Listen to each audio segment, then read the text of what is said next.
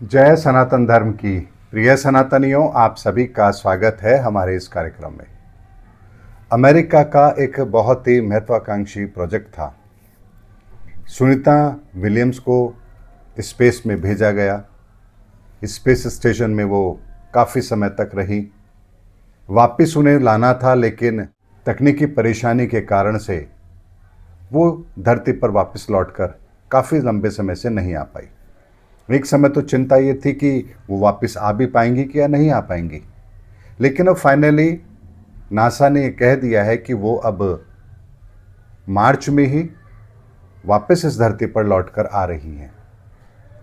लेकिन बात यह है कि आखिर क्या सुनीता विलियम्स के यहाँ वापस आने पर क्या अमेरिका उन्हें सार्वजनिक तौर पर दुनिया के सामने लाएगा? ये ऐसी बात मैं आप लोगों के सामने रखने जा रहा हूं जिसके संदर्भ में एक गहनता से अध्ययन जरूर होना चाहिए। सनातनी एक बात को ध्यान रखिए कि ज्योतिष विज्ञान भी इस धरती पर काम करता है। इस धरती से बाहर अगर हमारी फिजिकल प्रेजेंस है तो वहां पर यह विज्ञान काम नहीं करता है। वहां पैरामीटर अलग होंगे। यानी इसे ऐसे समझिए कि अगर भविष्य में हम कभी चांद पर जाकर बस गए तो क्या वहां पर भी ज्योतिष विद्या काम करेगी? तो उसका उत्तर है नहीं करेगी। क्यों नहीं करेगी? क्योंकि वहां पर जो परिस्थितियां हैं, जो ग्रेविटेशनल फोर्स है, वो अलग तरह की है और यहां पर अलग तरह की है। इसीलिए इस विधा को इस धरती के लिए बनाया गया, ना कि ब्रह्मांड के हर ग्रह के लिए बनाया गया। अब एक बात को समझिए, अमेरिका ने अपने मून मिशन को स्टार्ट किया 1960s के आसपास, और उसके बाद में बहुत लंबे समय तक रूस ने भी और अमेरिका ने भी अपने इस मिशन को रोक दिया। आखिर ऐसा क्यों किया? क्या कारण है? और उसके अलावा भी जितने भी लोग चांद पर गए हैं, वो जब लौट कर आए हैं तो उसके बाद सार्वजनिक तौर पर उनको दुनिया के सामने नहीं लाया गया। यहां तक कि एक रिपोर्ट भी प्रकाशित हुई थी कि जो लोग भी चांद पर गए हैं, अब उनकी मानसिक स्थिति सामान्य नहीं है। वो अपना मानसिक संतुलन खो बैठे हैं। यानी कि ऐसी परिस्थिति को फेस कर रहे हैं जिसमें वो इस दुनिया से वापस से कनेक्ट नहीं हो पा रहे हैं, सहज नहीं हो पा रहे हैं।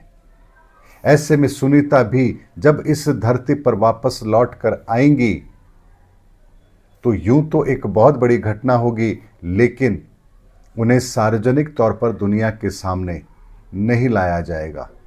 क्यों नहीं लाया जाएगा? क्योंकि उनके शरीर में इतने सारे परिवर्तन अब हो चुके हैं जो अमेरिका के वैज्ञानिकों के लिए एक रिसर्च सेंटर बन करके रह गया है। यानी सुनीता विलियम्स के इतने समय तक अंतरिक्ष में रहने पर उनके शरीर में क्या क्या बदलाव हुए हैं, इस सब पर वो स्टडी करेंगे। यानी एक जीता जागता एक्सपेरिमेंट सुनीता विलियम्स अब नासा के लिए है, इससे ज़्यादा कुछ भी नहीं है। और एक ऐसी महत्वाकांक्षी परियोजना भी हो सकती है जिसको जानबूझ करके लेट किया गया हो। यानी इतने समय तक उन्हें जानबूझ कर वहां रखा गया हो ताकि लंबे समय तक जब हम स्पेस में रहें या हम चांद पर जाकर के बसें तो कुछ समय के बाद में हमारे शरीर पर क्या प्रभाव पड़ेगा। क्योंकि अभी तक का जो डाटा था वो अलग तरह का था। आप गए 10-5 दिन के लिए गए, हफ्ते भर के लिए गए, 1 महीने के लिए गए, आप वापस लौट कर आए। चांद पर गए तो आप 1 दिन के लिए भी नहीं गए, इससे भी कम समय आप वहां रुके।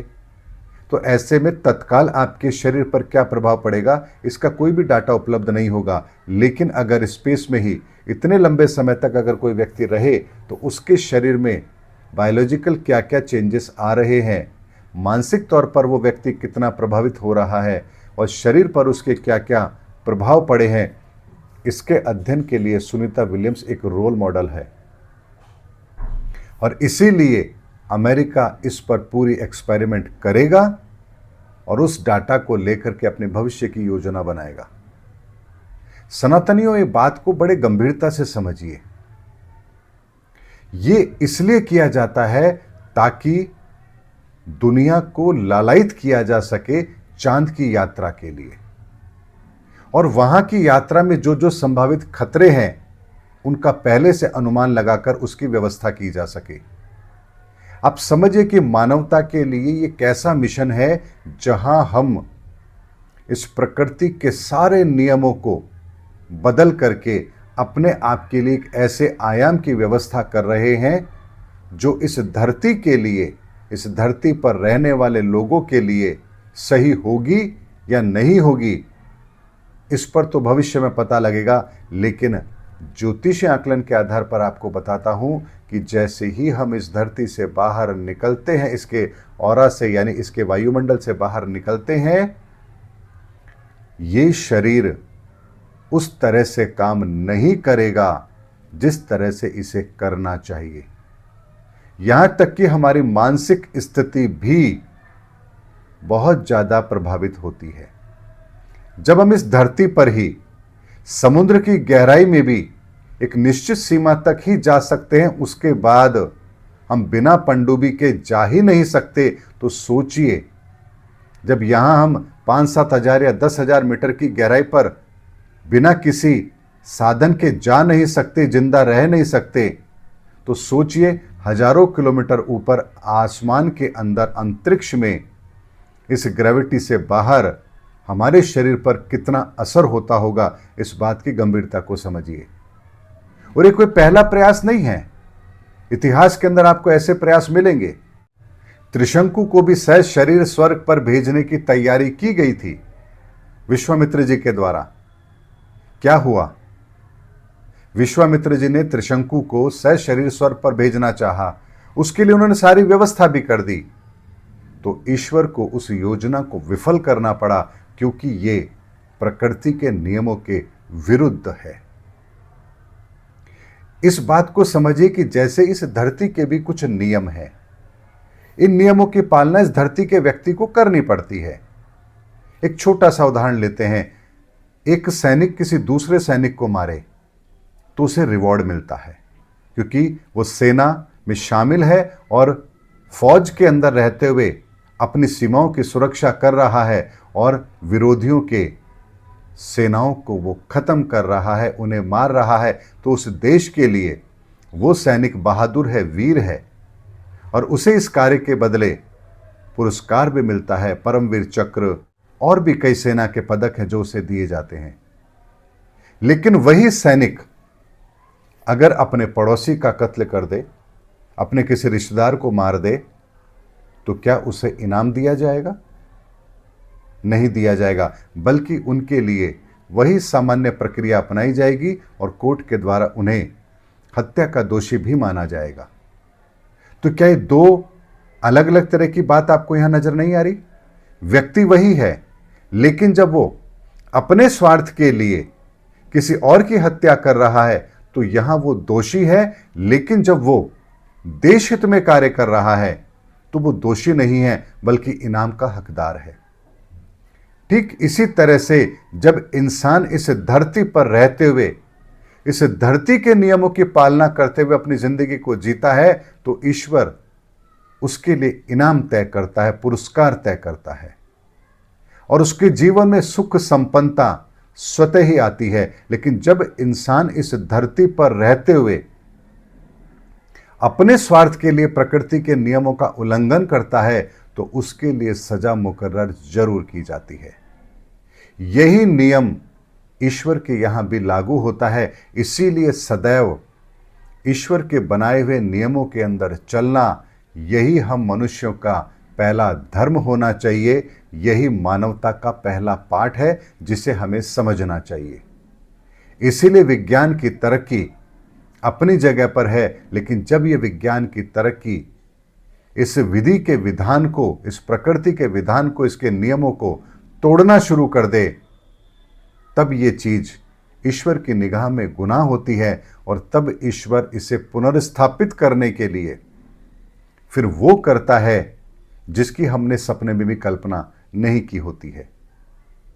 जैसे हिरण्याकश्यप ने परमात्मा को चैलेंज किया, नारायण को चैलेंज किया, और अपने बाहुबल से वो वरदान भी प्राप्त कर लिया जिससे उसे कोई इस धरती पर मार ना सके, क्योंकि धरती पर ऐसा कोई प्राणी है ही नहीं जिसको उसने अपने वरदान के अंदर शामिल ना कर लिया हो। तो क्या भगवान ने यहां नरसिंह रूप धारण नहीं कर लिया? यानी इस धरती पर जो मौजूद नहीं था, जो आकार हो नहीं सकता था, ईश्वर ने वो आकार प्रकट कर दिया और हिरण्यकश्यप का वध कर दिया। इसीलिए हम अपनी बुद्धि के प्रयोग को अब उस स्तर पर ले जा चुके हैं जहां हम मानवता को ही शर्मसार करने लगे हैं। और ये वो प्रक्रिया है जिस प्रक्रिया के तहत अब ईश्वर को इस धरती पर हस्तक्षेप करना पड़ेगा, हमारे इसी बुद्ध तत्व को ठिकाने लगाना पड़ेगा। यानी हमारी ही बुद्धि हमें उस रास्ते पर ले जाएगी जहां हम स्वयं अपनी बुद्धि का विनाश स्वयं अपने हाथों से ही करेंगे। और अगर इसका उदाहरण समझना हो तो आप वर्तमान में डोनाल्ड ट्रंप की नीतियों को देख सकते हैं। उनकी नीतियां, उनकी बुद्धि उन्हें उसी स्तर पर पहुंचाने वाली है जहां से ये दुनिया बहुत बड़ा एक आर्थिक नुकसान देखेगी। आर्थिक नुकसान सामाजिक नुकसान देगा और सामाजिक नुकसान राजनीतिक नुकसान देगा और राजनीतिक नुकसान इस दुनिया को बहुत बड़ा डेंट भी देगा। और वो डेंट वो होगा जिसे हम सहजता से ठीक नहीं कर पाएंगे। इसीलिए सनातनियों, हर घटना हमें भविष्य का एक ब्लूप्रिंट देती है। और सुनीता विलियम्स की भी ये घटना, मैं आप लोग के सामने जो बात रख रहा हूँ कि इस धरती पर लौटने के बाद वो सामान्य नहीं रहेंगी, केवल और केवल नासा के लिए एक प्रयोगशाला होगी जिस पर प्रयोग किए जाएंगे कि इतने लंबे समय तक इस धरती के बाहर रहने पर मनुष्य के शरीर में क्या परिवर्तन होता है, उसका मस्तिष्क किस तरह से काम करता है, उसके शरीर के अंग कितने निष्क्रिय हो चुके हैं, क्या उन्हें दोबारा सक्रिय किया जा सकता है या नहीं किया जा सकता है। क्योंकि बहुत लंबे समय तक तो सुनीता विलियम्स को अपने पांव पर खड़े होकर चलने में ही वक्त लग जाएगा। इस स्थिति को सामान्य होने में ही लंबा वक्त लगेगा। तो सोचिए मनोस्थिति का तो क्या होगा, इसकी तो आप और हम कल्पना भी नहीं कर सकते।